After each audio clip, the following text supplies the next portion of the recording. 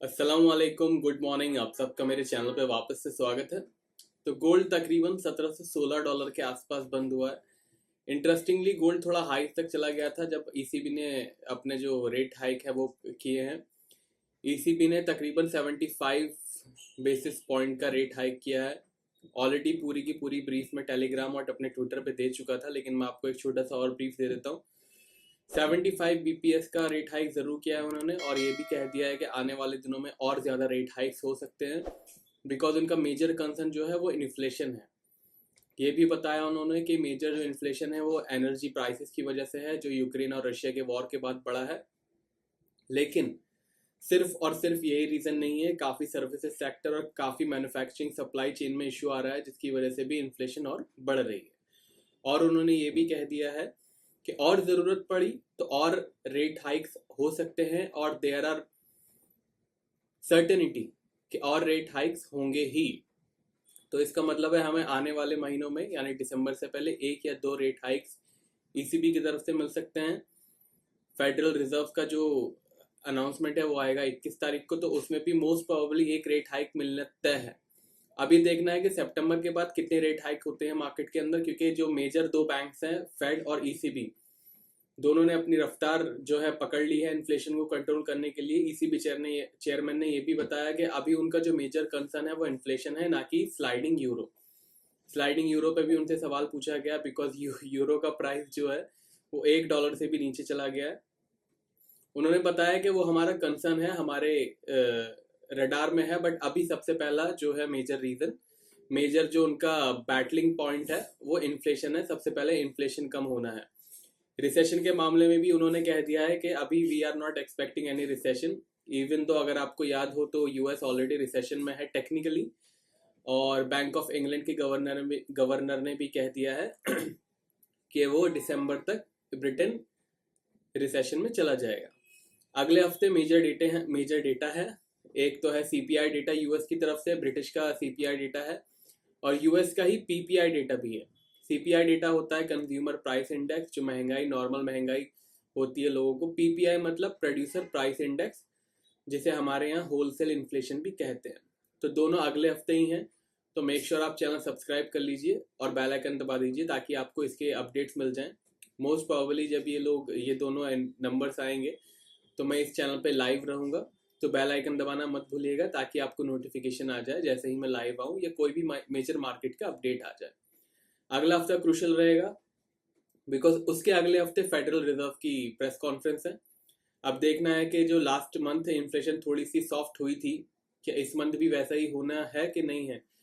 Most probably या तो flat रह सकती है इन्फ्लेशन, या तो जो पिछले महीने आई थी मोर और लेस वैसी ही रह सकती है। ये थोड़े से सॉफ्ट भी हो सकती है, यानी थोड़ी कम भी हो सकती है, बिकॉज क्रूड ऑयल के प्राइसेस काफ़ी करेक्ट हो गए हैं।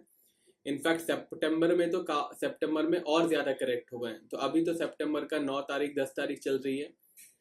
देखना यह है कि सितंबर में क्रूड ऑयल के प्राइसेस कितने रहते हैं, बिकॉज क्रूड ऑयल और एनर्जी के प्राइसेस से ही एक मेजर पोर्शन रहता है जो सीपीआई बढ़ता है।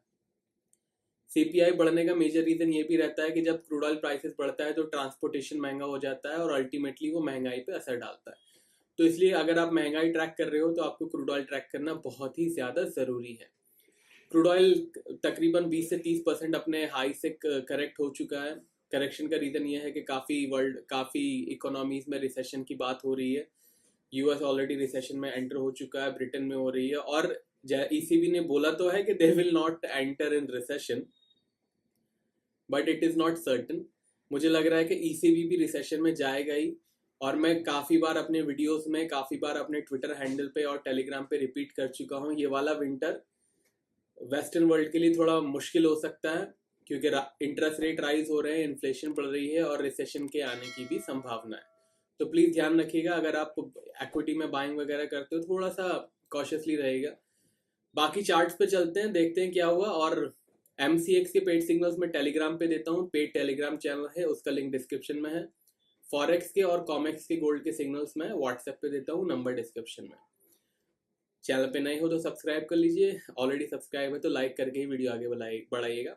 चलिए चलते हैं चार्ट पे और देखते हैं अगले हफ्ते क्या हो सकता है, क्या नहीं हो सकता है गोल्ड, सिल्वर और क्रूड ऑयल के अंदर। चलिए चलते हैं। यह है गोल्ड का डेली चार्ट। एक बार देख लेते हैं गोल्ड में क्या हुआ पिछले हफ्ते। यह है फ्राइडे की कैंडल। फ्राइडे तकरीबन हाई बनाए 1730 के, थर्सडे भी मोरलेस वही हाई थे। वेडनेसडे थोड़ा सा नीचे गया था 1691 तक का, लेकिन अगर आपको याद हो तो हमारा 1680 का सपोर्ट अभी भी इंटैक्ट है। जब तक 1680 का सपोर्ट हमारा इंटैक्ट है we will not go for fresh positional selling. 1680 के नीचे ज़बरदस्त सेलिंग आ सकती है। अगेन एक चीज़ मैं आपको दिखाना चाहूँगा, इनफैक्ट मैं ट्रेंड लाइन ही बना देता हूँ ताकि आपको समझ में आए। ये जो बेस है 1680 वाला बेस, 1674 वाला बेस, बहुत बार ऐसा हो चुका है।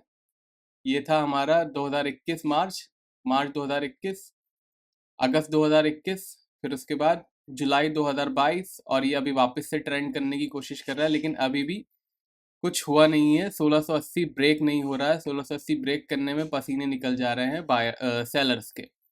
बार बार 1680 से बाउंस हो रहा है। यहाँ से बाउंस हुआ जुलाई में तो तकरीबन 1808 तक चला गया था। अभी देखते हैं कहाँ तक जाता है, बिकॉज 1680 अभी भी इंटैक्ट है, खड़ा हुआ है, अभी तक टूट नहीं रहा है बायर सेलर्स से। मेजर सेलिंग तभी होगी जब हमारा ये सपोर्ट 1680 का टूटेगा और उसके नीचे क्लोजिंग होगी। ध्यान रखिएगा, ऐसा भी हो सकता है कि कभी 1680 का सपोर्ट टूट जाए और मार्केट 1670-60 का लो बनाने के बाद वापस आ जाए। तो हमेशा, इसलिए ये पोजिशनल ट्रेडिंग की बात कर रहे हैं, पोजिशनल चार्ट है हमारा ये, तो इसमें हमेशा हम क्लोजिंग लेके चलेंगे। 1680 के नीचे क्लोजिंग होगी तभी इसके नीचे कैंडल बनेगा 1680 के नीचे। अदरवाइज जब तक 1680 इंटैक्ट है we will not go for any sell. Buy में भी नहीं जाएंगे बिकॉज हमारे सेटअप के अनुसार, सेटअप की जो हमारा सेटअप है वो अभी भी हमारा वीक जोन में ही दिखा रहा है। तो बाइंग तो नहीं करेंगे बट सेलिंग भी नहीं करेंगे जब तक 1680 इंटैक्ट है। बाकी इंट्राडे वीडियो मैं अपलोड कर देता हूँ अपने चैनल पे, 11 साढ़े 11 बजे तक आ जाता है, कभी कभी जल्दी भी आ जाता है। तो मेक श्योर आप सब्सक्राइब करके बेल आइकन दबा दीजिए ताकि आपको Monday to Friday intraday level भी मिल पाए। पोजिशनल वीकली जो लेवल है वो मैंने MCX के कम्युनिटी पोस्ट में डाल दिए हैं। ज्वाइन का बटन दबा के इंडियन मार्केट के लेवल यानी MCX के लेवल आप देख सकते हो। तो अभी 1716 चल रहा है। आगे बढ़ने से पहले देख लेते हैं कौन कौन से मेजर डेटा है नेक्स्ट वीक। मंडे जो है ब्रिटिश की GDP है, ध्यान रखिएगा, 11:30 बजे सुबह को आ जाएगी। लास्ट टाइम माइनस में आई थी बट इस टाइम फोरकास्ट इन्होंने प्लस में किया है।